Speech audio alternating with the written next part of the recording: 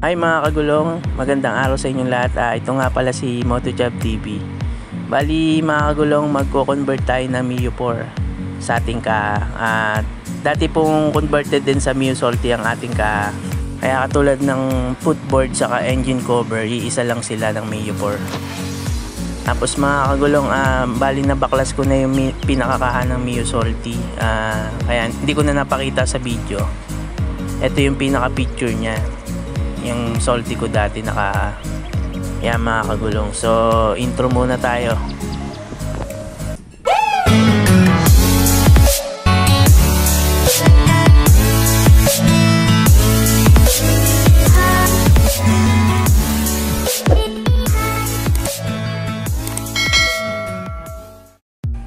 Isa po tayo dito sa wirings po para sa headlight natin. Ito po yung left and right signal.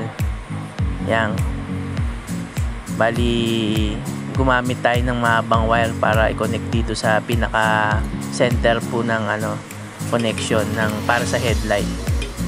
Yan, sinaksak po natin dito yung sa unahan, yung left and right. Yung black po ay grounded mga kagulong. Yan, nasa bandang gitna po siya. Tapos yan po yung left and right, yung red saka yellow. Tapos ito po yung green at orange. Yan po yung pinaka headlight para sa ating Mio 4. Dalawa po kasi yung bulb nun. Tapos kailangan din natin ng 6 socket para sa natin Mio 4. Iba po kasi yung pinaka socket ng Mio 4. Hindi katulad sa Mio Sporty na 4 socket lang.